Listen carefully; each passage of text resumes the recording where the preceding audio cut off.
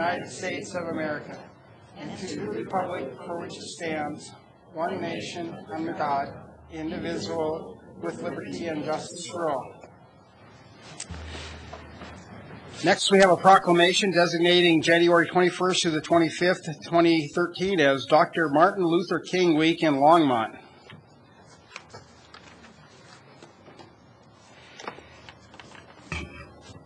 Proclamation designating January 21st through the 25th, 2013, Dr. Martin Luther King Jr. in Longmont, Colorado.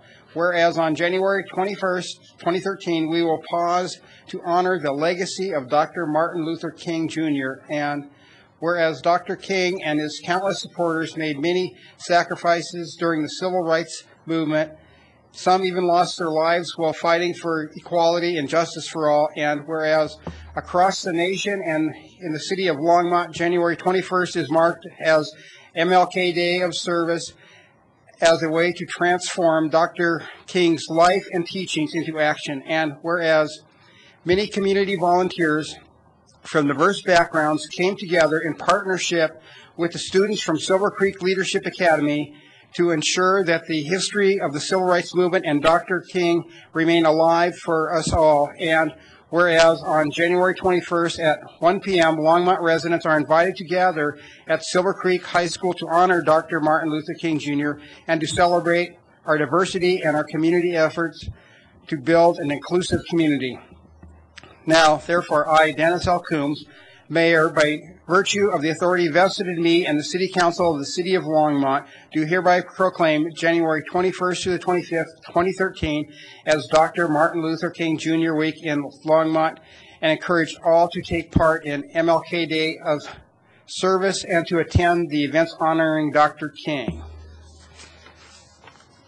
Yes, Madeline Woodley is the event coordinator and the member of the Longmont Multicultural Action Committee, and is here to accept the proclamation. Could you please come down? Would you like to say a few words? Thank you very much. I'd like to ask my family to stand.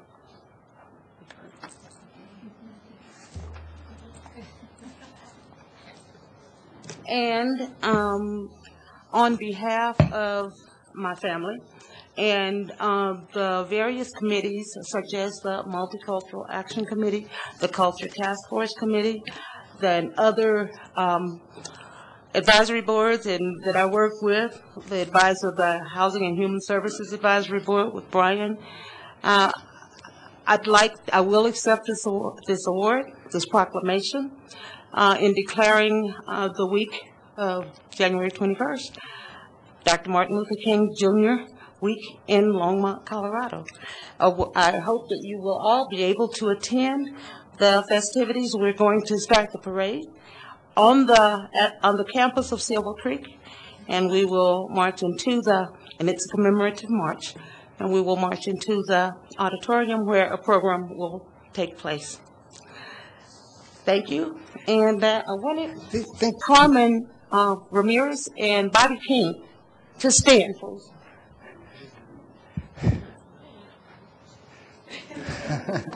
Thank you. These are people that I have worked with since I've been in Longmont and working to realize the dream and the things that Dr. King has worked so and gave his life for, basically, to see come to fruition. Thank you, guys. Thank you. Would you like to invite your family down along with Carmen and Bobby? That would be awesome.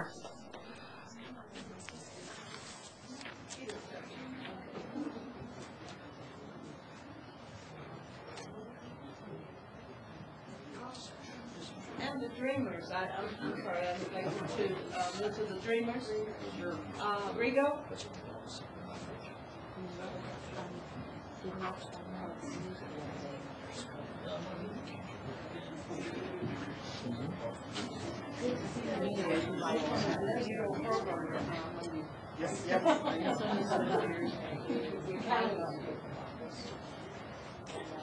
Good thing I brought my feet.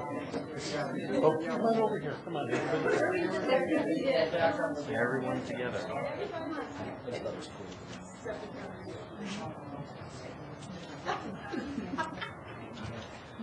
Bobby, you should be in front. Hey, Bobby, you should be in front. Everybody look this way.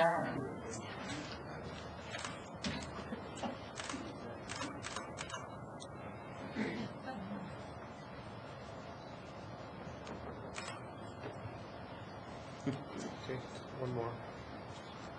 Great. Thank you.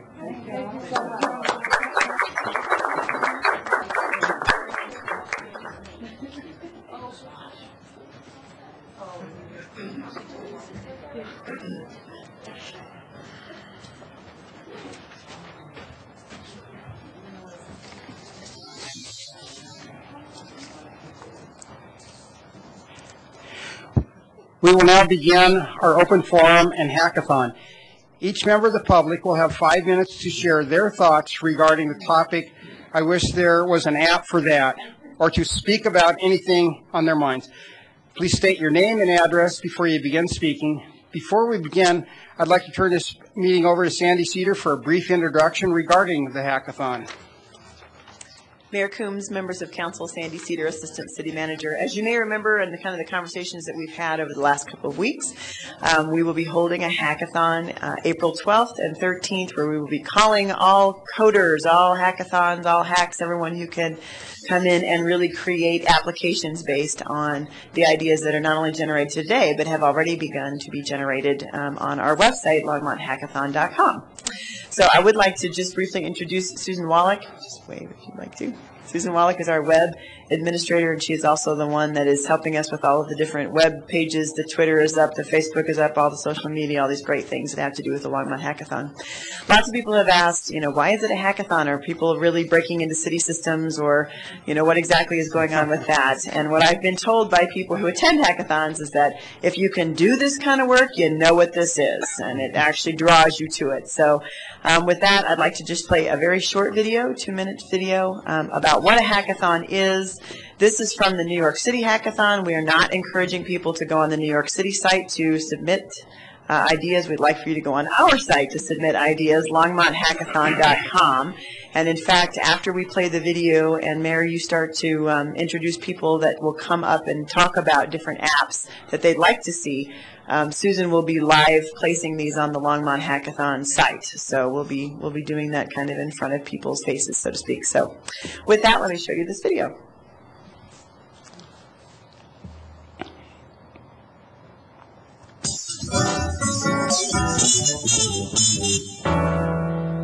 We are here today at reinventnyc.gov, which is the city's first ever hackathon. A hackathon is a collaborative community programming event where you get talented, skilled, creative designers and developers into a room, and over the course of a day or two, build some really innovative new developments. It's a collaborative day where a lot of people can just show off their creativity and build really cool stuff together. You're not just building something in your basement or in your apartment, but you're doing it with 100 or 200 or 300 people all around you. The event is taking place at General Assembly, a design and technology business campus in the Flatiron District. What we're developing today is nyc.gov, the city's main website and digital point of contact with the public. If we're going to be relaunching nyc.gov, how can we leverage all of the incredible technology that's out there today? How can we really rethink and reinvent what that experience could look like? This is the homepage. Light trains are ones that you have voted for. This is the way to get you anxious. Number 2 is the connectivity. The method is the next information. One of the primary things is the consequences for rejection. They will demo these to our 7 judges. At the end of the demos, the judges will meet, we'll decide on who gets 1 of 5 awards, and we'll announce the winners.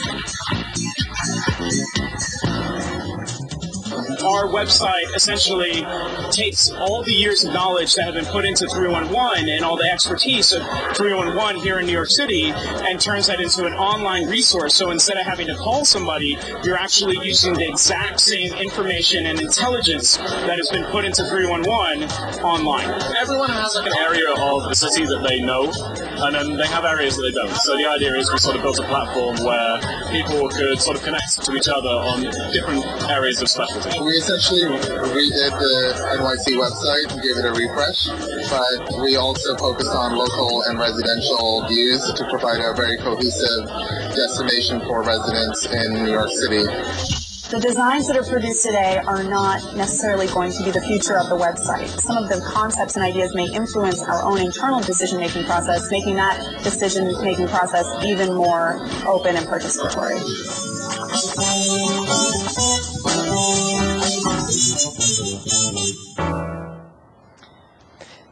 So Mayor Coombs, members of council, similar to the New York City Hackathon, we'll be doing a couple things. We will be having prizes awarded to those who actually create the best apps.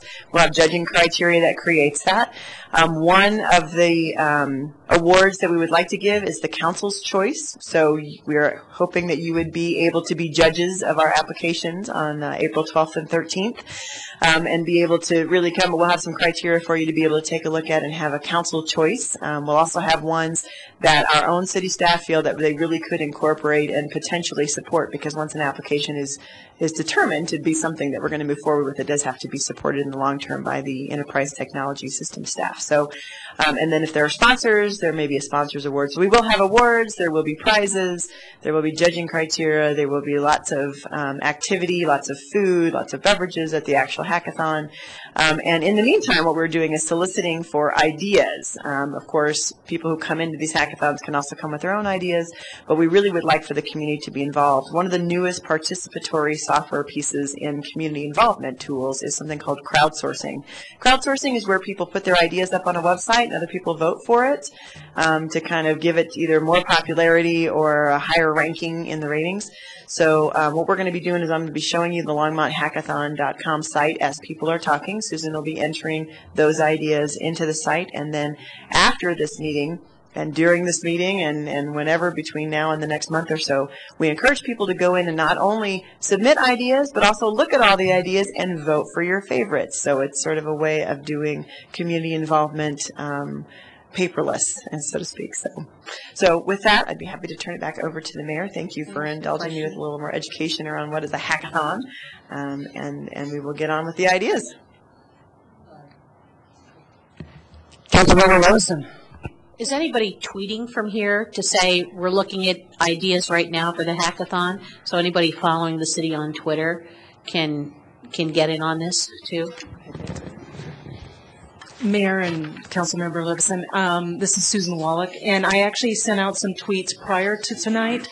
Some are scheduled to have kicked off a little earlier, like 6:30, to give people time to log on to Longmont channel and watch the stream and participate. So we sent out several publications and notices. And then Mayor Coombs, members of council, we not only have a Twitter site, but we also have a Facebook site that Susan has set up in addition to the Longmont Hackathon site. One of the things that I thought was especially interesting this weekend was, for those of you who know who Jennifer Palka is from Code for America, she actually retweeted all of our tweets about our event, which basically means that you are trending nationally. So there you go. Wow. Councilmember Witt. Hashtags. What hashtags are you using? Hashtag Longmont Hackathon. Okay, thanks. Yes. Good point. Any other questions before we move on with the ideas? I guess we'll call up Brian Hansen. Please come down, state your name and address, and you have 5 minutes.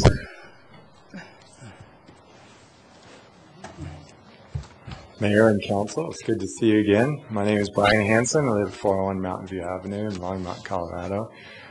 First want to say you should be impressed with Councilmember Bagley.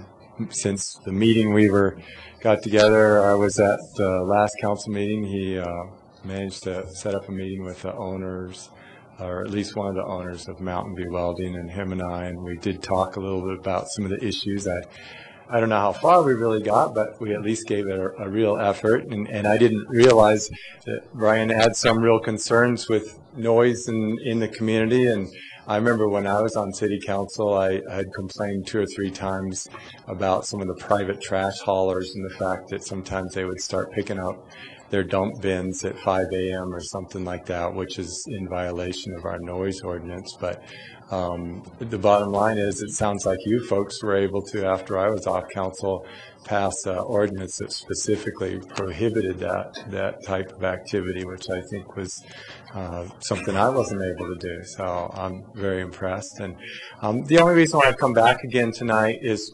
even after the meeting that I had with the owner of Mountain View Welding. By the way, one of the owners of Mountain View Welding was present at that last council meeting, so they saw what was being presented last week. And I did collect quite a bit more video since that time, because I thought, well, maybe that would have an impression on this owner.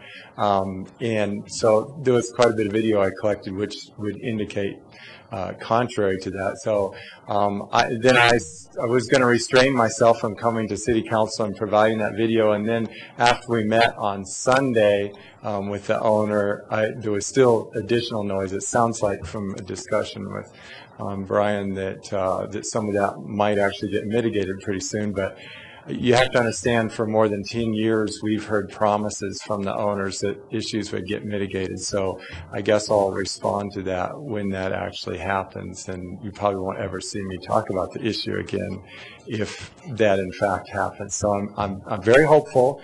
Hopefully something good came out. But I do want to show you, this is all video that came from since I saw you last, and since that owner of Mountain View Welding, or one of those owners of Mountain View Welding, saw the last video that was at the City Council. And I have to admit, part of the reason I come back, I was just so embarrassed that the audio didn't come across very well. And like I say, if you're within the vicinity of that, even where the apartment complex, where some of those people have bedrooms, windows just only a few feet away, the sound level is just deafening. I mean, it's just unreal. So we're going to give it a try again. I've heard that the system's working better, so we'll just see how it works.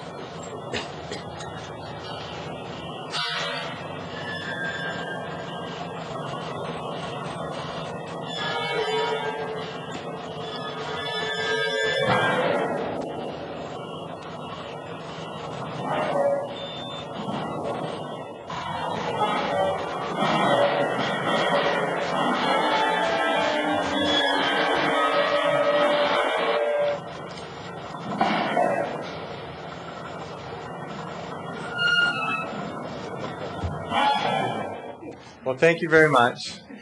Thank you, Brian.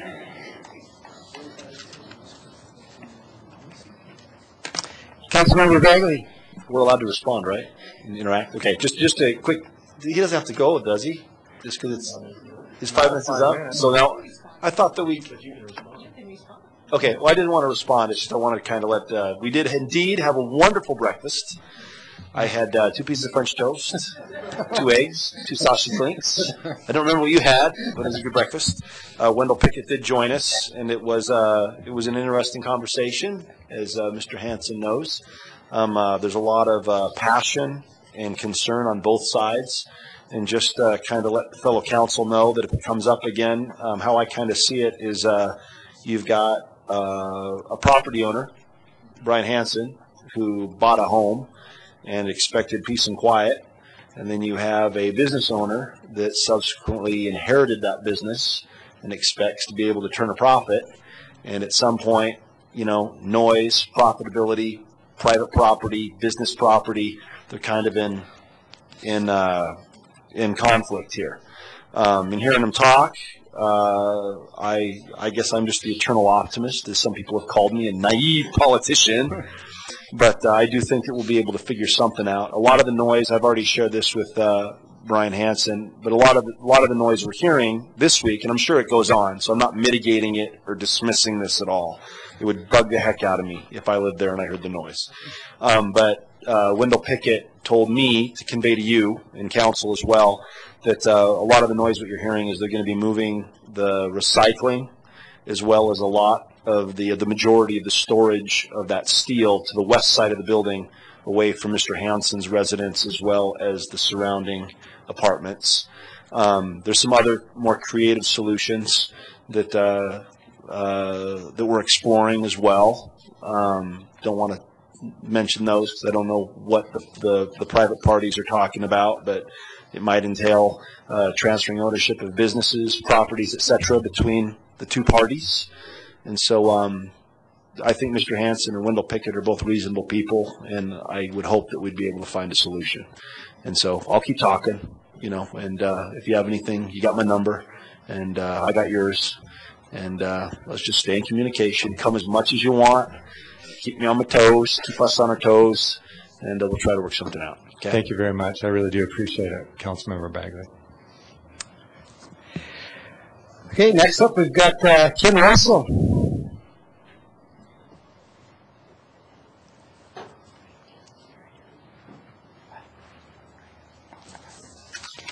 Good evening, Mayor Coombs and council members. I really want to tell you that you have stirred up some excitement in the community about the hackathon. And it's an important event, and it's important to see a community like Longmont organizing something like this, and the benefits to the city and to the citizens are going to be immense. Many of you may know, I know there's at least a few of you on the council that are old enough to remember the world before the internet. And it's changed the world. It really has. And some of the changes have been dramatic, and there are a few people out there that are still not fully utilizing the internet, and that's likely to change dramatically in the very near future.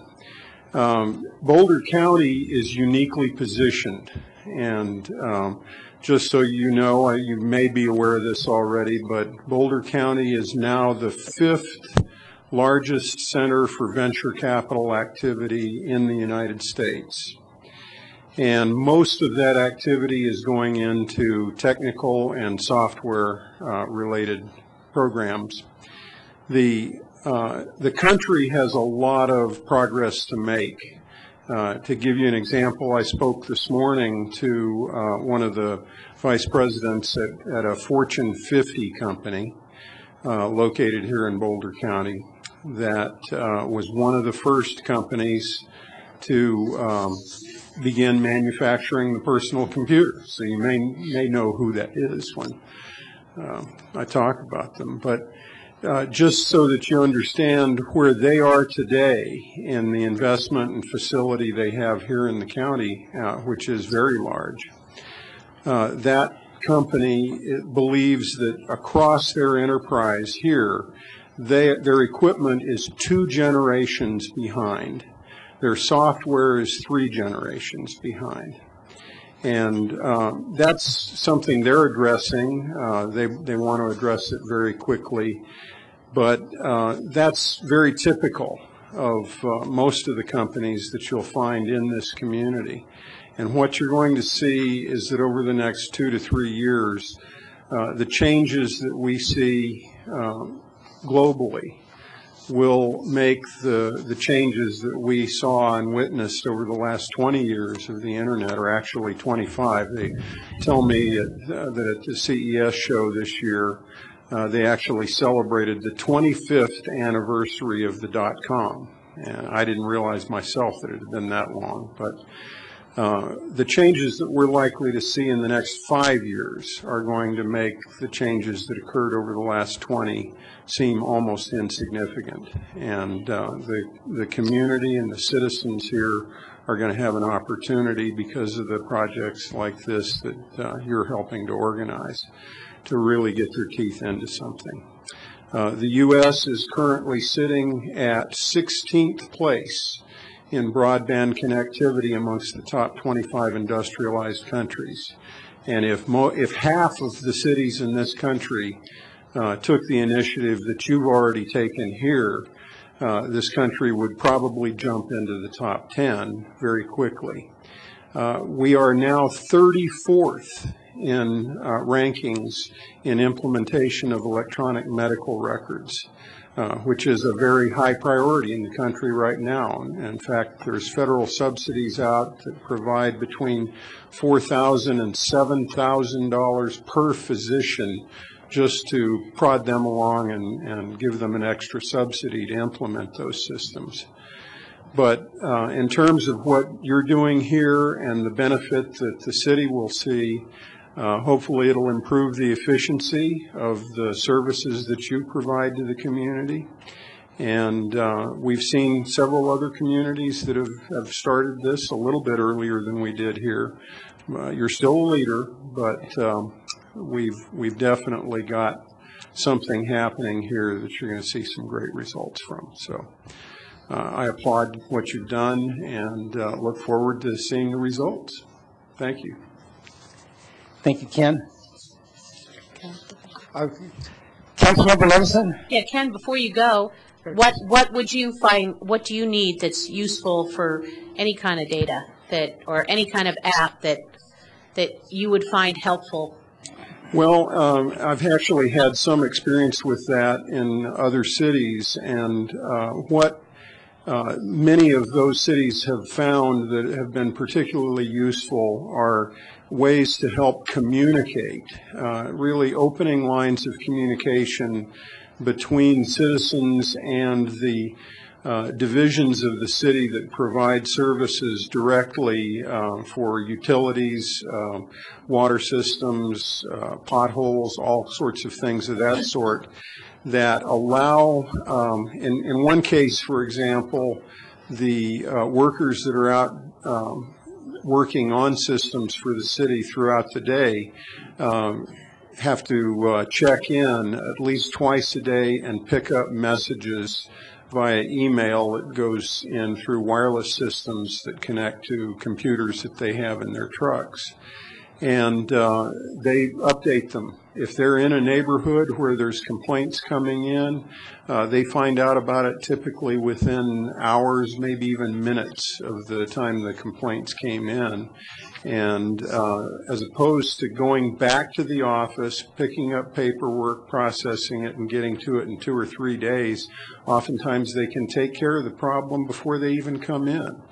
So it's actually saving those municipalities money and helping to improve the efficiency of the services that you have to provide anyway. So those sorts of things I think you're going to find are going to be suggested. You came up with the idea for the hackathon, and we really haven't had a lot of time yet to pull in ideas from the community, but between now and the middle of April, there's going to be plenty of ideas. The city of Portland, for example, opened up 250 of the data sets for their community that they've now got apps, many of which were created at similar hackathon events, and they've really been well adopted in the city, and the whole community has taken them to heart, and it's helping everybody. And it helps the citizens feel that the city and the officials of the city are responding to them very quickly and directly, and it's a very personal thing. For me, it's something that helps build community, and I think the whole country is going to take note of what you guys are doing here. I really applaud you. And one of the things that I saw is, as an example from a city in Canada, they actually, when it comes to snow removal, they have a performance measurement standard that they strive for, and so they have input from their citizens looking out and giving them a time mark as to when the street gets cleared, when people notice, and then they can put that on a map and chart it to see how they're doing. And so they get this feedback from their citizens, their taxpayers, to say, well, you know, how soon are you getting to the streets? And they've made great improvements, knowing where they need to pay more attention, and in general, just being quicker. And then the public sees that this certain area of town that had a lower performance in some city service now has come up because people are actually noting when the service has been provided and giving that feedback and appreciation, and noting what's happening for them, for what they're getting for their tax dollars. Oh, I agree, and I think you should see that. One of the things that I'm working with specifically within the boundaries of this project, and also working with Skyline High School on a cyber academy for the community, that's designed to bring the expertise of the young people up to the point to where those people will have more opportunities in this community. There's great opportunity for investment here. Many of you may or may not know that Microsoft has located literally one of the most sophisticated data centers in the entire country here in Longmont. And we've been over looking at that facility in very minute detail. And we've already run some numbers, and we see that there's a great chance that promoting what they've done there and modeling some additional facilities after what they've put in place could have an economic impact for Longmont over the next 3 to 5 years of somewhere in the neighborhood of $200 million. And that'll bring jobs and opportunities, and many of those jobs and opportunities are going to be for young people. So I think it's hopefully going to help change the demographics of the town and keep young people here, because they're going to have a reason to stay. So. No, I will definitely be giving to you, because we meet a couple of times a week now. But yeah, I've got some ideas I'm working on, and I'll get you some specifics. Well, thank you, Ken. Sure. I guess next up is Strider Benston.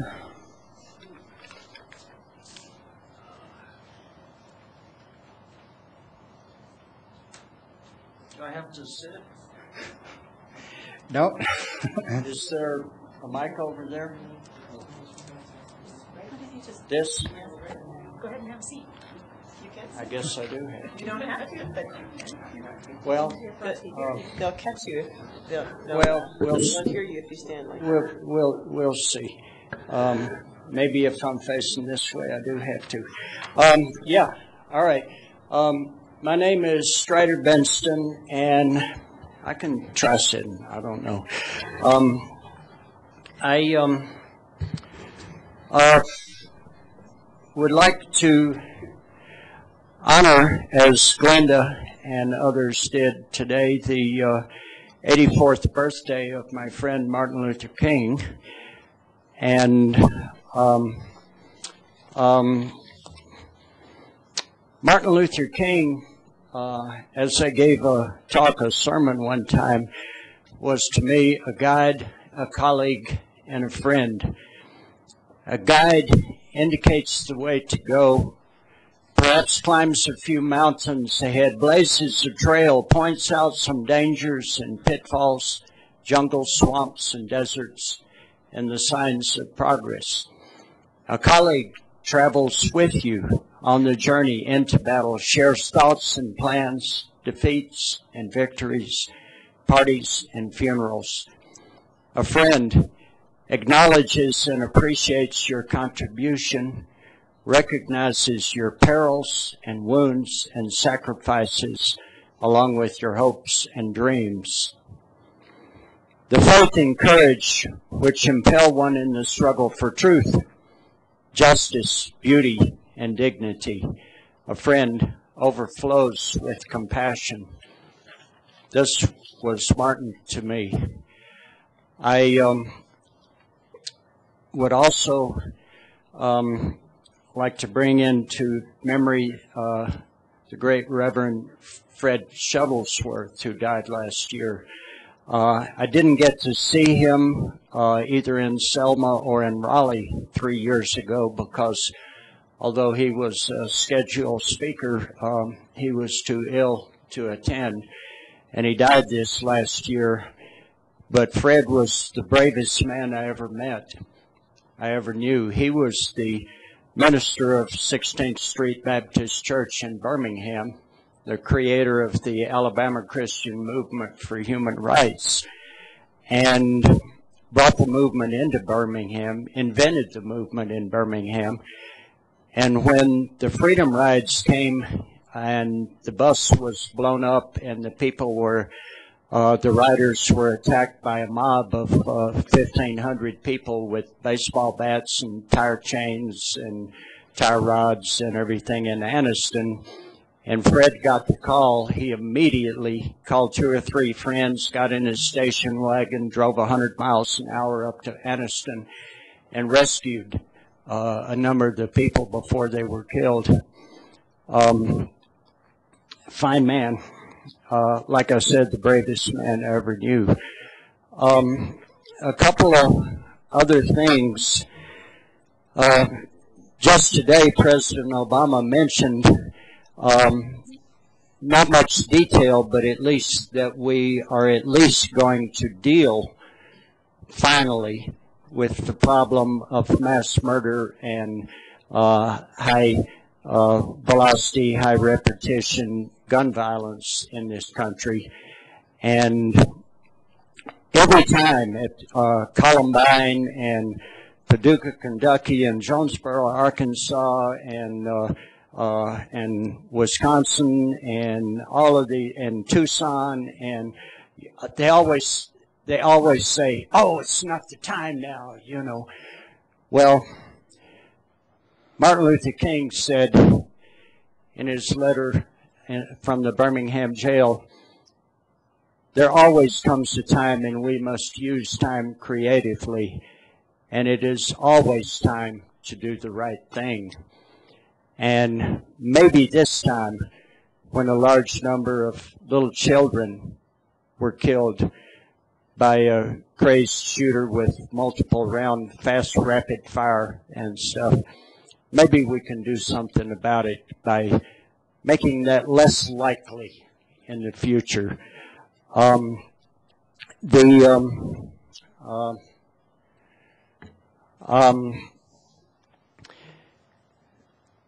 couple of other things. If we are going to have a society that holds together, we need to have common values, we need to recognize our common tradition, and we need to be moving towards common dreams. Now, one thing, there are forces in this country who, along with promoting, like they say on Saturday, a appreciation day for mass murder, there's also wrap it up pretty quick. 5 minutes is about up. Yeah. Sorry, we're up to 5 minutes. The only institution in this country that was... Strider, I'm sorry, but your 5 minutes is up. So.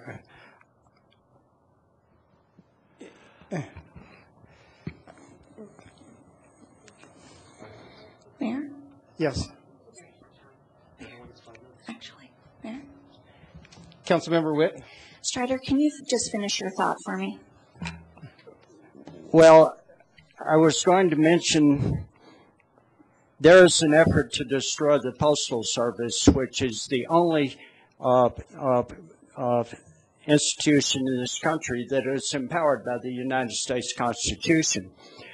But we also have the question of building commonality, and I wanted to appreciate and honor the City Council. A few weeks ago, there was a discussion on environmental issues, and people voted pretty close to their ideology, but it was a honest, a fair discussion.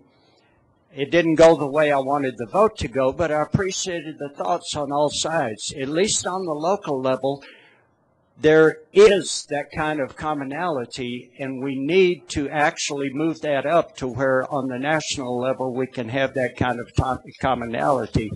And I would like to give you a brief poem of mine.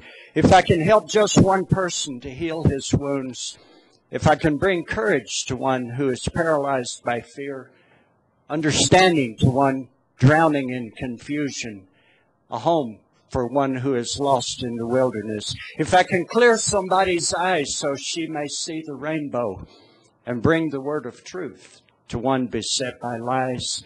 If I can sing to you a song to help the flame grow and let you know that love is still the prize. If I can help you find a meaning when you flounder in despair, to chase away the lonely from your heart and spring you from the prison built by those who do not care, who practice murder and oppression as their art. If I can free the little child within you and teach you once again to sing and dance, if I know some of the steps, let me begin to set on the path this very day and no longer waste my chance. Thank you. Thank you, Strider. Okay, no one else has signed up, but if anybody from the audience would like to come down and address the hackathon subject or come up with any great ideas, please state your name and address for the record. Hello, Peyton Peterson.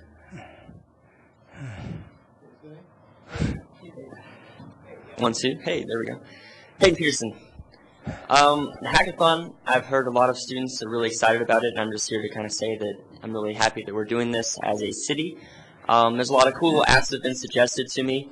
One of the cool ones I liked was the idea of having a council app so we can kind of keep track of what's going on in the council, what decisions are being made within the city, to kind of keep everyone informed in that, because if you miss the council meeting, you usually don't get to stay informed unless you check out the paper. There could be other ways, but I'm not aware of it. So something that had like a council app that we could go in and look at that and possibly have a live video stream or a pre-recorded video stream of the previous meetings would be kind of neat. There's a lot of ideas out there, and I'm excited for you guys to check them out and see them all as they start coming in here in the next couple months. And I'll be sponsoring and supporting the hackathon this year at Skyline. Thank you. Councilmember Bradley. Oh, well, that's because the podium's still on. Oh. Oh, jeez.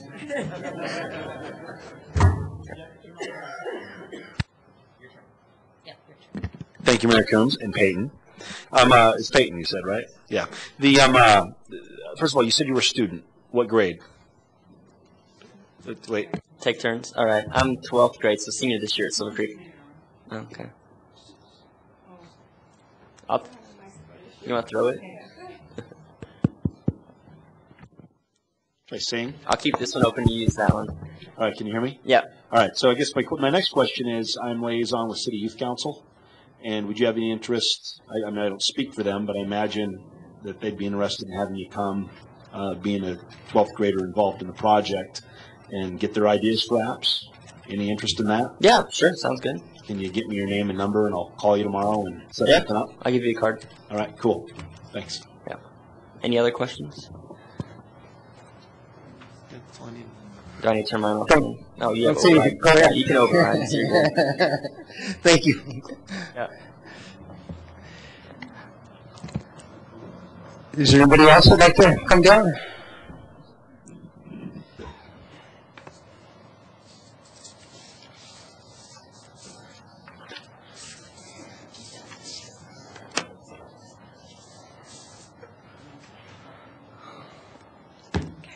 Hi there, I'm Melissa Portillo.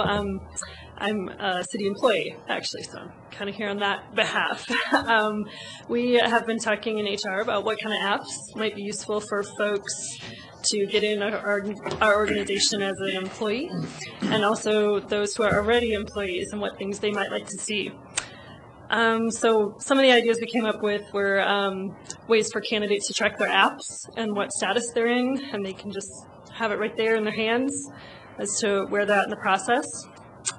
Another idea, employee-facing, would be their paycheck, their pay stub, and they could see that just right again in the palm of their hand. Some of the other ideas were internally, we'd like an HR dashboard. As long as we're making a list, right? Just looking at some of our HR metrics, like our recruiting or our benefit costs, or just different things like that that are would just be nice to have data in the palm of our hands. And we talked about even down to like an employee photo directory. So if we're talking about an employee, we don't know who they are, there they'd be right handy. Time cards, I don't know if the phone would have the ability to act like a time clock almost, so employees who were out at locations where there's not an actual time clock, maybe they could check in and out that way. We also talked about mobile org charts or some kind of emergency alerts, even internally through the city if there's some sort of emergency and where employees need to be or where they are or how they can check in and help out in those situations. Also an app for our employees to check their benefits, whether they want to make changes or whether they just want to see maybe where their flex spending account's at. It could all be in one handy place for them. The training calendar and what trainings are available or what trainings they've already been to for the year would be handy. And we have a tuition reimbursement program, so something where employees could check where they're at in that process as well.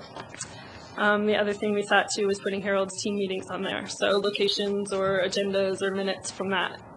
So those were just a few of our ideas, but I really do appreciate that our organization is open to this, and I think the next generation of employees, this is going to be really critical that we make sure we have something like this, as well as our citizens, not just employees. So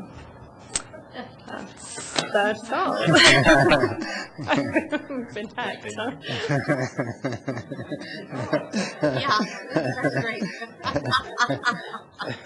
Let's change the password.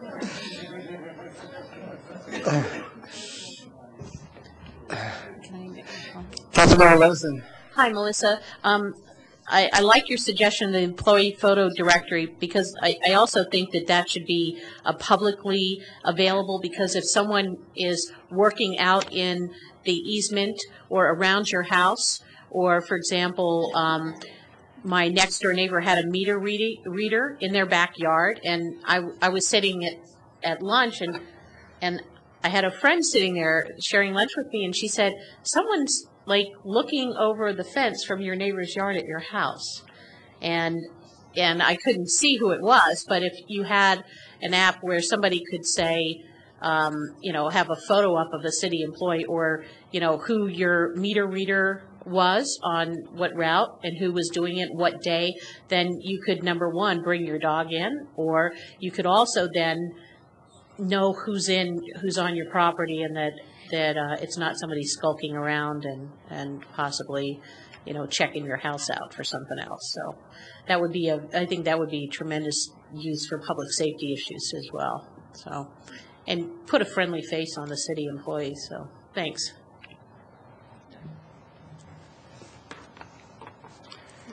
Okay, I don't see any other questions. Thank you. Is there anybody else who'd like to share their ideas on some apps? Or anything? Go ahead, Bonnie. We're having. Sorry. Oh, somebody's got to turn that off. Councilmember Finley. Thank you, Mayor Coombs. I was thinking last night when I was sitting in a Parks and Rec meeting where they were talking about a public meeting that's coming up to get public input for the master plan. Wouldn't it be great if there was an app that the city had for all public notice meetings and events, and you could combine that with nonprofit events and chamber events. So in one place, you could just pull up a day and see all the things going on in the city, or plan ahead for your weekend to know what you might want to do and make the best use of your time. Frequently, it's hard to get all that information in one place, and if you could have an app for what's happening in Longmont and include, your public meetings, your library board meetings, and your Parks and Rec meetings, and all those kind of things. I just think that would be an awesome app. I would use it. Thank you. Councilmember Levison? Something I thought about at a recent council meeting. I know we were talking at that one point about the disparity of information with people that have gotten a use of public places permit, either for a park rental or something else, and having the police know which people have a legitimate permit and all that. And it would also be good to know, for example, if you had rented a park shelter, whether or not it had been double booked already, or you were booting somebody else out who may not have made a reservation at all, but to try to keep track of that. And then that way when it would solve the problem of the patrolman in a car not knowing whether or not that permit is the use is being permitted or not, and have some information on that permit, and also allow members of the public, the neighborhood, maybe whatever notice that was put on their door of the event fell off, or the wind blew it away or something. They didn't get the notice, so they would also be able to know what was happening in their local park that weekend, for example. The other thing I would like to see is, and I think the school district could do this as an app, is all the different concerts and other things going on with all the various schools too. Parent-teacher nights or concert nights or whatever, so that maybe members of the community that may not have children in a school might want to go see a choir concert or a play at Longmont High or Skyline, or go to one of the district honor band concerts. Again, if you don't subscribe to the newspaper, sometimes the newspaper doesn't have room to print all that stuff as a public service either. So that would be a great resource to have an app for as well. Councilmember Santos. Thank you, Mayor. As Councilmember Levison said, perhaps where you can put a reservation down on a park, and also as she mentioned, and I was going to mention that if it was brought up weeks ago that if there is a complaint at a park, police it's easier to pull up on a phone, an iPhone or a Droid phone, that if someone has a permitted use, you can say yes. You can go to the person that perhaps called in a complaint. Yes, this person has a permitted use to use this park at X amount of time, what have you. When we were in Boston at the National League of Cities Congress of Cities, there was also several vendors out there selling apps, as far as apps for potholes, apps for voting systems, apps for fleet service. So that's something that, in fact, I've had a guy call me from Florida at least 3 or 4 times, asking about whether or not we were interested in the GPS fleet service app that they're looking at. If we can create one without having to pay for somebody, that'd be great. If not, there are people that are out there that have these type of services already, if we don't already do so. But I would like, if it's possible, we have homegrown talent like Peyton, who already hacked us. Ben's changed the password. Let's cultivate what we have here. I like the ideas. Susan, and you had a list, in our list of the website is already gone, of people that have already submitted ideas, and it said there were like 25 or 26 ideas already, and there was already like a top 3.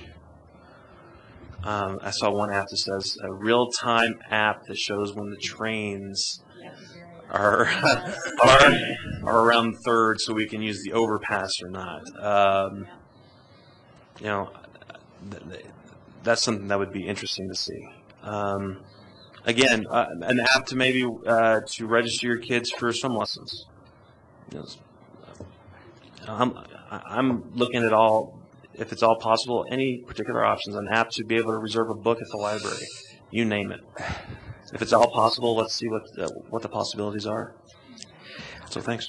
I know an app that would probably be useful for a lot of citizens in our community. I get a lot of complaints about the long waits at the DMV. So if there was an app that said, okay, the wait line is now less than an hour, that would be great. Councilmember Bagley.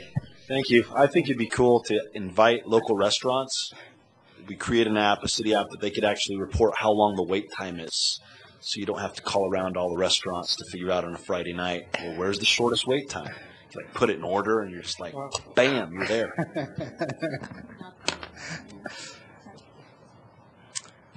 Councilmember Witt. A couple of ways that I was thinking about this. Any information that is already public in the public domain. So I was thinking along the lines of police crime reports, so that people can be aware if there's something going on in their neighborhood, so that they can be extra cautious or be keeping their eyes open for perhaps car break-ins. Another thing that I think a lot, now here's a tricky one. I know that sexual offenders, they have to be tracked, and I believe that's public information, is it not? But do we want to make it too readily available? I don't know. But that would be something that people who are looking for homes would like to know, and to make that easily available. Another, and I haven't figured out how we would do this yet, but if there was a way that we could get the different nonprofits and in our community to have, and I'm pretty sure there's probably some informal network of service opportunities to have it readily available, so that we have kids who need to have service hours for school. We have people who just want to give back to their community. If there would be some sort of a way to post all the volunteer opportunities, I think that would be good. Another thing that I was thinking, and again, I don't have this all fleshed out, but I think all of us feel the need to bring our community closer together and take care of each other a little bit better. When we see events in other communities and in our own community, and how do we take better care of each other?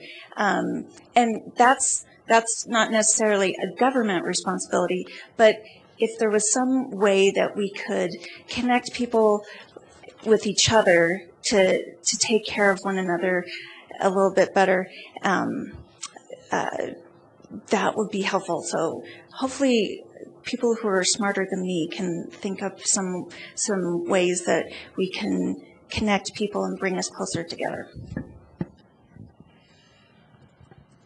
Councilmember Levison. So Councilmember Witt, we might want to do like a pay it forward casserole night.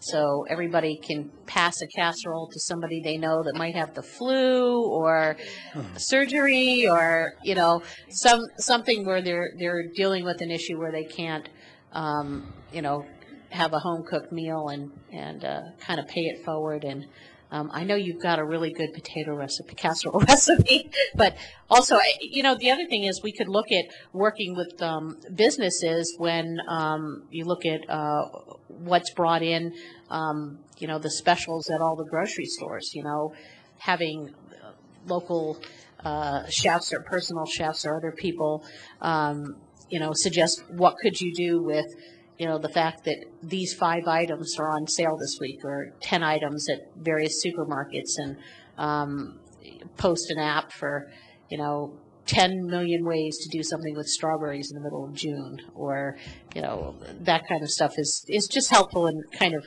fun. I think part of the idea here that I've seen from other cities is that the city is not actually maintaining all these apps, that the community is maintaining the apps. And that's an important point that I want to make sure that when these apps are created, that the assumption is not absolutely made that we're going to have the city be the big umbrella, spending a lot of time inputting the data, because an app only is good as the information that's input into it. And the public out there to do the crowdsourcing piece, those are the folks that will be, seeing where the potholes there are and where they've been filled, or noticing someone's lights on in their driveway, or a dog wandering around loose, or other things. And I think that we have to kind of look at that community aspect, as Councilmember Witt brought up too. Councilmember Witt?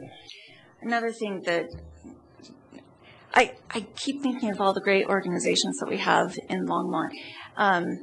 And a lot of times, for instance, a women's work, they are a great organization that help women in our community. If there was an app that people could automatically just give $5 to a women's work whenever, or the Hour Center, or just make it very easy for people to give to the organizations in our community. I think if anybody's out there who's listening, think of that.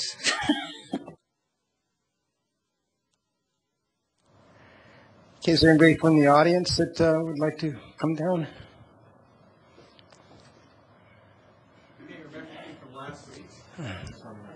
Yeah. I'm Scott Converse, 1015 Sunset.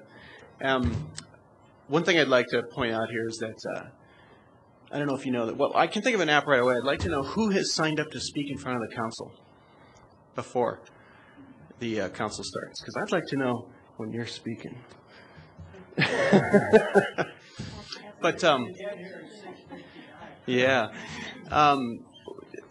The thing to think about here is that the thing that scares people most is public speaking. Most people would rather die than publicly speak. Getting people to come up here, I was a little worried about this actually, was getting people to come up here and sit in front, not only in front of this group, which is not huge, but they're here, but it's sit in front of you guys. It makes your heart race. People get worried about it. But I have a list of 300 apps that are good for cities. There are no shortage of apps. The thing that we need to do is get the city, the residents of the city aware that these things are available. And then once you guys really embrace this and the city opens up the data sets, what you just said, Sarah, that will just happen. Developers will start to create apps on top of this stuff because you're just sitting there running it and it's just running. It just works. It's always available. And the apps will just happen. You will have people that will automatically put together apps that say, here are all the volunteer opportunities in Longmont. And oh, by the way, here are the ones that are only on Tuesday nights. And here are the ones that require that you throw some money in. And there's a whole bunch of stuff like this that's already been done. It's just a matter of figuring out what makes the most sense and what data sets can we make available from the city. How open can we make this city? And the more open you make the city, the more apps you're going to have, and the more people you're going to have participating. So you don't have to have the city really involved at all, although you'd be fools not to. So there's probably a 20-80 rule here. 20% of the apps will be running inside of the city. You guys will maintain them. And 80% are going to be built and maintained by the residents themselves. So that's what you'll see happen here. And the first one of these is always a little rough with every city. So just so you know, this is normal. Because once the residents figure out, oh, they're serious about this stuff, you know, and you start putting a few dozen data sets out there. I know we're starting with about how many? About 10, 8 or 10 data sets. That will grow. New York has 850 data sets available. Wow. And they've been doing this for 3 years. Thank you. Thank you, Scott. Mayor, Mayor Coombs, members of council, I just want to point out that 3 times the amount of people that have spoken have already entered their ideas online. So to some extent, we're talking to a different audience here. Thank you. Councilmember Witt? My thought just disappeared. Councilmember Bagley? Thank you, Mayor Coombs and Councilmember Witt. I was just curious, what are the data sets? What are the there's only 10, so I'm just curious what they are. And while you're looking that up, the other idea I thought of, while I was just sitting here letting my brain just float, is when something's going to impact your home or property, if there's a public notice or whatever, it'd be nice to be able to say, okay, I want updates on my text phone if something's occurring within 2,500 feet of my home, or if someone applies for a permit within X amount of yards. I don't know. But that way, if you really want to stay up to date, you know what's going on. So anyway, back to my question. That was just filter while you looked. Mayor Coombs, members of council, Susan's putting up on the board right now all the different maps and open data sets that we'll be taking a look at. And, you know, Scott is absolutely right. The more open data that we put out there, the more people can write apps on top of them that connect them. So your idea about city work that would be within a certain amount of space between around a residence is something that actually could be developed, and it would be developed on the GIS-based map sets, which you can see up here. It's what? Public Works and Natural Resources. Yeah. So as you can see up on the screen, there's some different data sets. GIS is really the biggest one. These are all your mapping applications. These are the base maps. These are all the different utilities. This is the idea of adopting the fire hydrant type of thing. I think we should adopt senior citizens' driveways in the snow, but that's just my idea. And then in addition, there are financial data that's down there. This is going to be static data. So just to reiterate, we're not letting people into the city's core systems. What we're doing is we're making the data out there and available, sort of a copy of it, so that people can take and create apps on top of it. And then the third kind of category of them are the business licensing, which is also in a static piece, because there are obviously some rules and some privacy regulations that we need to make sure that we are that we are upholding. And so it really is truly data that's open by all state legal standards are the ones that we'll be making available. Want to add to that at all, Susan? This list is not complete. Staff is actually getting together later this week to discuss identifying, gathering, and publishing that data sets that we'd like to contribute to this, and we will be posting this on the Longmont Hackathon site as soon as we've got that finalized. Thank you. Councilmember Witt? It's back. All right. The other thing I was wondering, and Scott, you might know the answer to this. So we have our key stakeholders organizing this. Are we reaching out? I'm thinking of individuals who might work for Xilinx or for Seagate or Digital Globe, and not everybody reads the newspaper nor cares what's going on generally in the city, as long as it doesn't affect them. They're in their own world. Engineers, a lot of times they're very task oriented. Is there a way that we can make sure that Scott, can you come down and give me your expert opinion on are we making enough of noise to get through to the individuals who would want to participate in this? Test. Are you reaching the nerds? You're definitely reaching the nerds. They know about this. The people who know what the word hackathon means, they're already talking about it. They're actually quite excited about it. The people you're talking about that you want to reach, though, are the residents. And those are people like my mom and dad. They live here, they're in their 80s. They had a bunch of ideas. So I said, well, come down here and tell them. Oh, no, I don't want to get in front of the council. Are you kidding? You freak them out. You kind of freak them out. And I think that's true. It's not, it's nothing personal, but it's unusual to get up in front of a group of people like you for a regular resident. It just is. So to ask somebody to come do this is a hard thing to do. Once people know the website is there, right now you've got 25? 32 now. That'll go up to several hundred in the next 30 days. It'll just happen. And you've got Peyton out there telling the kids, and once they figure out it's there, you're going to get some weird apps. I guarantee it. Not from necessarily Peyton, but from the other kids. Although Peyton, you never know. I heard from each of you, everyone but Alex actually had an idea. Alex?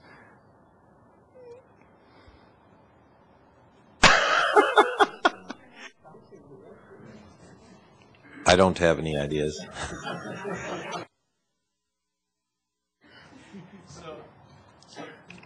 So that's what I would worry about, is really getting the residents tied in.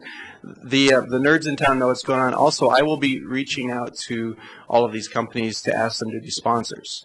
So the ones you named plus several dozen others, and we're also going to be hitting up the food guys to say, bring pizza, and we'll put your name on the website, and there's going to be levels of sponsorship. So as this thing goes, we just had our first meeting yesterday, our first real meeting since the council, which kicked it off with the group, and I think you're going to see a lot of activity really starting to kick up. It might not hurt to do this again in a month or 6 weeks. Okay. Thank you. Thank you, Scott. Councilmember Robinson. Yes, since I finally got my flu shot today, it would be interesting to see whether or not we can do some new partnership opportunities with creating apps. Like, for example, knowing when I went to the place where I got the flu shot, they informed me that they ran out yesterday afternoon at a point and got a supply late in the afternoon, and I couldn't get through to them. They called and I was put on hold for a long time. So it would be nice when we're having some some kind of public health crisis. Right now many states are having they're considered an epidemic situation with the flu, for people that haven't had a flu shot to be able to find out where they can get a flu shot and how much it costs, and something in real time, because different pharmacies, different clinics will run out of the flu shot, and to be able to not waste your time going to several places just to find out they gave the last dose before you walked in the door would be really helpful. And also, if there's, if the city does a one-day flu shot clinic for employees, whether or not members of the public could be participating in that as well. That could be a great community benefit too. Councilmember Finley. I just had a comment too. Several people have told me they don't like the name Hackathon, and if there's some way we can rename it. For the next one, because hopefully this will continue for a long time. If we could have a tagline, some other kind of tagline with it, it might help those who have trouble with using the word hacking.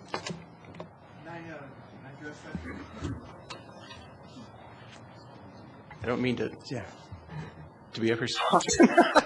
Hackathon there's a reason that we use that word.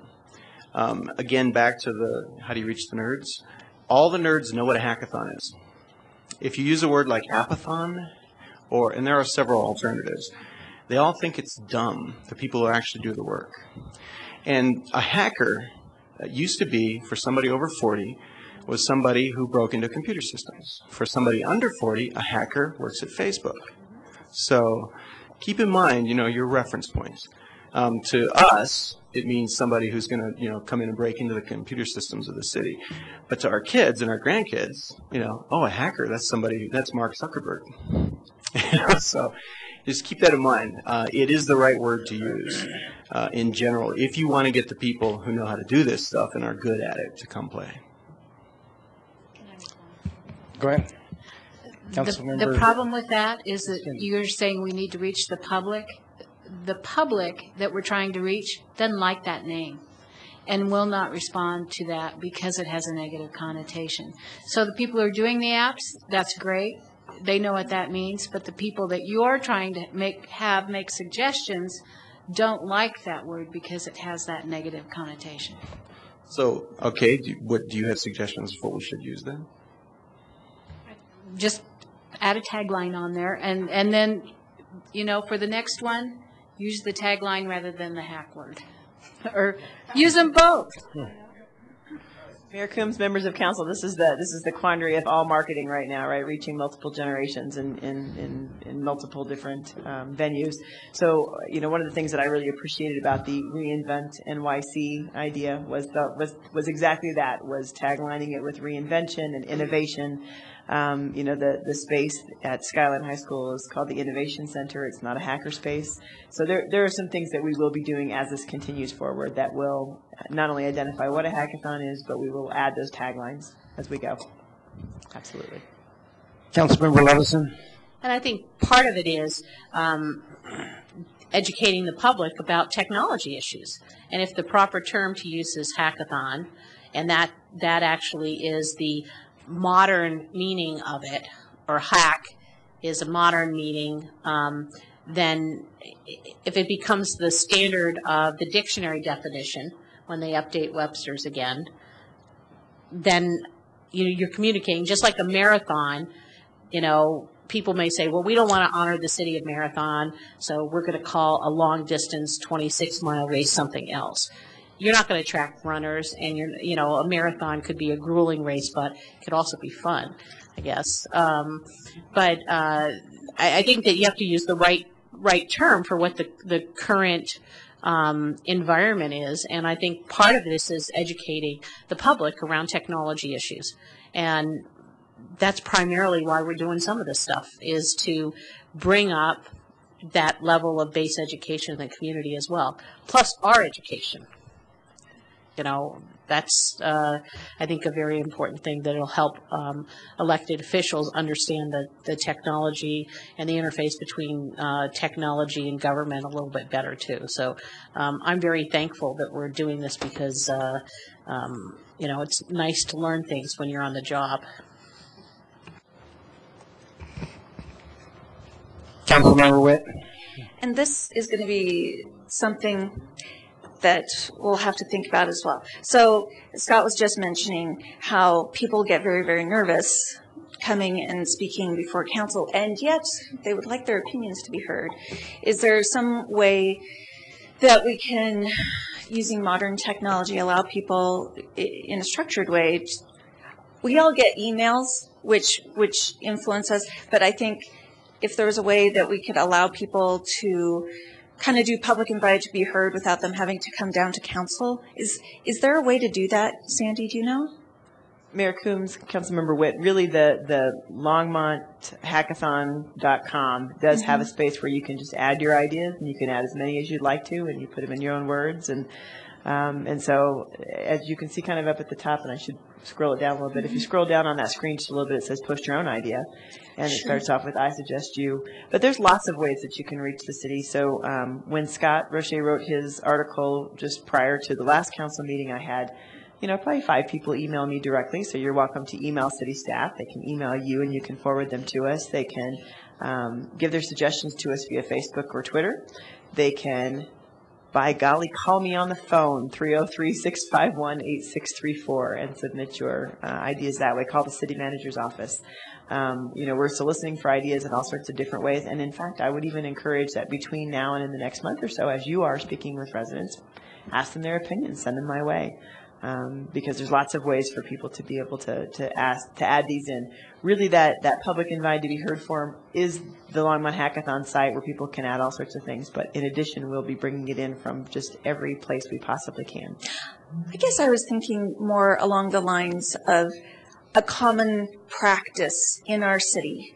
Instead of, in this case, I'm not talking about the hackathon in general. What I'm talking about is individuals who would like to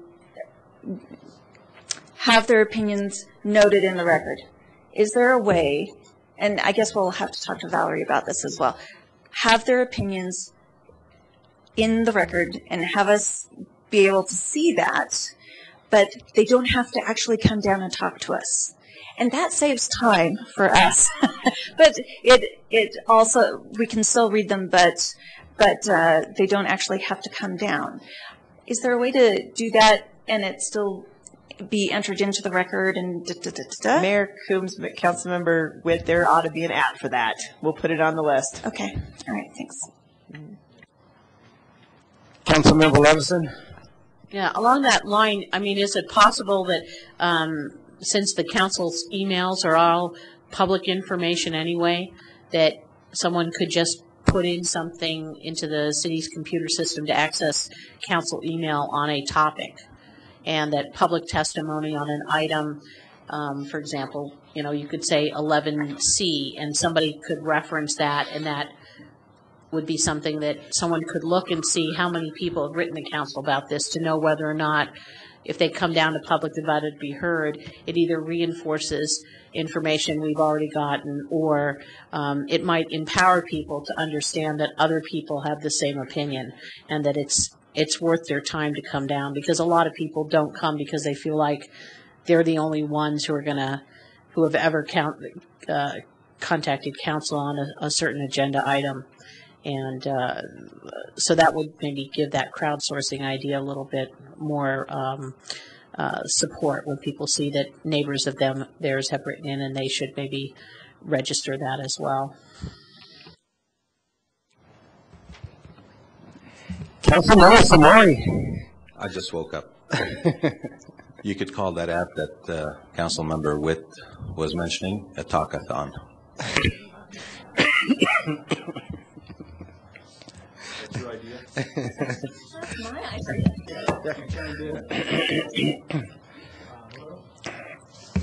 Hello, my name is Seth Taplin. I'm a resident here in the city, and I'm a software developer, and I really applaud. Can you give us your address also?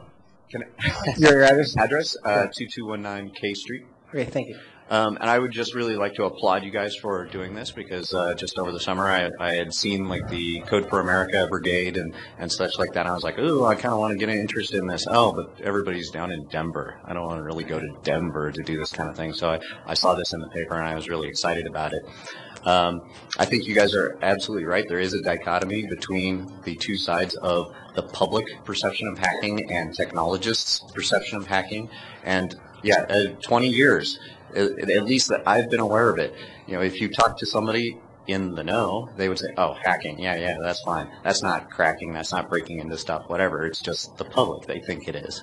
And I don't think there's any amount of publicity that's going to change that. So you probably just have to advertise it in two different ways. But I really wanted to thank you guys for doing this, because I think it'll be a lot of fun, and I'm definitely intending on doing this. Thank you for your input. And I did want to say, I was up there while listening to everybody else, putting my ideas on from my phone. So it's great what you've got up there already. Thanks for signing. Okay, was there anybody else from the public who'd like to speak at this time? Seeing none, I guess we'll move on to Mayor and council comments. non-hackathon comments. Councilmember Kinley. We have to have business of the week. As I'm sitting here in the cold, I'm thinking of warmer places. So I was thinking, now, what would be a good business of the week? And I thought about Gold Key Travel. They've been here for a long, long time.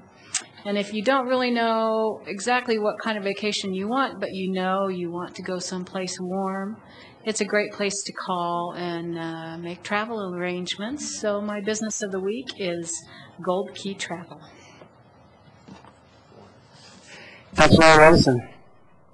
Yes, several of us, Mayor and Councilmember Bagley and I, attended a ribbon cutting for a public housing facility called, I think it was the Hearthstone, that is at our newest affordable project for seniors, so that they can age in place in a very safe and wonderful facility. And we had an opportunity to meet people that were involved from the HUD office and finance of the project, and a whole bunch of people in the community that helped make that happen, including the contractors, many of which were so local. They're contracting companies within our city, and some incredible numbers on how much money and income came to people who were working on that project that was done through federal government funds as well as housing authority funds and some funds from our affordable housing fund, the city's fund as well. So I just want to congratulate the accomplishment there, and I believe people are moving in this weekend. And it's great to know that seniors in our community that are ultra low income have a place to be, and we're not going to think that people 65 and older are sleeping in cars because they can't afford a decent place to live, and that there's not enough out there with some supportive services in place to allow them to age in place and have a great community around them. So just a great accomplishment today, and I was just so happy to witness that opening. Thank you, Mayor. As the liaison to the Longmont Housing Authority, unfortunately, I was unable to attend, doing daddy duty. But talking with Michael Reese this morning actually was the Longmont Housing Authority's board meeting. That facility will be full in less than 10 weeks. And as Councilmember Levinson said, they will be. Some people will be moving in this weekend, but they will fill that facility within about 10 weeks. I mean, there's actually a waiting list already. So it's having already seen the inside of the facility beforehand. It's very nice, well constructed, and as Councilmember Levinson said, many local vendors here. So I applaud the Longmont Housing Authority, the Longmont Housing Development Corporation as well, and to everyone that was involved that was there. I would also like to, I know everyone, some folks are still having a little bit of a Bronco hangover from this last Saturday, as most people will say. Unfortunately, Longmont is still Bronco country. There's always next year. It's year one with a new quarterback, so although we had high hopes, again, there's always next year. So, see you next year. You know, the sun still came up the next day. That's right. I'm going to jump in here. Before Christmas time, I had a couple of young ladies from Skyline High School. They were working on this program called Rachel's Challenge, and Rachel was one of the young ladies, first lady that was killed at the Littleton High School, and apparently there's a whole big organization. I encourage anybody it's interested in this, go to rachelschallenge.org and check it out. But anyway, these young ladies, they wanted a contribution from the city at the time, and I asked them, well, go ahead and try to raise as much money as you can, and they've raised a bunch of money. They're still about $500 short, and it's probably going to be closed down to just a few $100s because I'm going to make a donation. But anyway, I just want to encourage people to please go to this website, rachelschallenge.org, and check it out. It's just a great, great program. It teaches kids how to understand and value diversity. It's just a great program. So anyway, that's my 2 cents. Councilmember Levinson. Yes, Mayor. Not really council comments, but something that I heard today as a potential public policy issue for the council to take a position on was information around the HUD 202 program and some shift in funding coming up, perhaps that the idea would be not only a diminished budget, but to not have an even split as in the past of capital investment from the HUD 202 program in properties such as the Hearthstone and go to all rental assistance housing, so that they would not provide any further funding for actual support to build new facilities by housing authorities and with support from cities. So I'm wondering, as an issue as we look forward to what things to talk to our congressmen and senators about when we go to National League of Cities, whether or not we can get some additional information and maybe some research on that, the HUD 202 program. And then I don't know when you're going to do the next update for state issues, but I've already gotten an email from CML around the the bill that was introduced with around collective bargaining. So I would, like to know when we're going to get our first update from the on bills and things you might need help with on lobbying. Go ahead and respond, please. Mayor Coombs, Councilmember Levison. The legislative session started last Wednesday, so less than a week ago. In the first week, 120 bills were introduced. I have analyzed all of those bills, sent them out to staff. They are returning their comments right now. Generally, I wait and see what's happening in committees before I bring it to the council. It has to hit both committees, has to hit both houses and be signed by the governor or vetoed or however that works. So oftentimes I'll wait and see whether it even makes it past the first committee. In the case of the collective bargaining piece, it is interesting. So this is Senate Bill 25, which basically mandates collective bargaining for firefighters. As you may know, in the city of Longmont, we already have a charter amendment that requires collective bargaining for police and fire. This is an interesting bill because there's a caveat in the bill that basically says that all current collective bargaining agreements would stand alone and not be touched unless someone wants them to be. And then if someone would like for them to be touched, then it falls back onto the state statute, which does actually supersede the voters in this case for the city of Longmont. So we are taking a look at those types of bills. I should have a legislative update. There's probably 2 or 3 bills that we'll be bringing to you relatively quickly. But for the most part, I generally like to wait and make sure that it makes it through at least its first committee before I burden you with that conversation. Yeah, kind of makes sense not to do the brain damage if we don't have to. Okay, since we don't have the city manager or assistant city manager, any comments? Mayor Coombs, members of council, thank you very much for indulging the public and for indulging our group in this exercise today. I would really like to personally thank Susan Wallach, our web administrator, all the folks that are on the hackathon committee for helping with this, Kurt and Scott. And Vince and Jim Wall and everybody, Rigo, that's been helping with this process because it's been very interesting. I have learned a heck of a lot. My learning curve is huge. Yes, exactly. But it's been very fun, and I certainly appreciate that opportunity and want to thank the committee, the folks from Skyline High School, Peyton, everybody for just jumping so quickly on board with this. It really shows a community excitement that is contagious. Thank you. City Attorney, any comments? Mayor and council, just want to let you know we had a board and commission orientation yesterday, and I want to thank the mayor for coming and giving the opening remarks for that. Talked to a bunch of our new board and commission members. They really appreciated the training and appreciated you taking the time to come out, and we look forward to having them serving the city. Thank you, Eugene. I guess we are adjourned.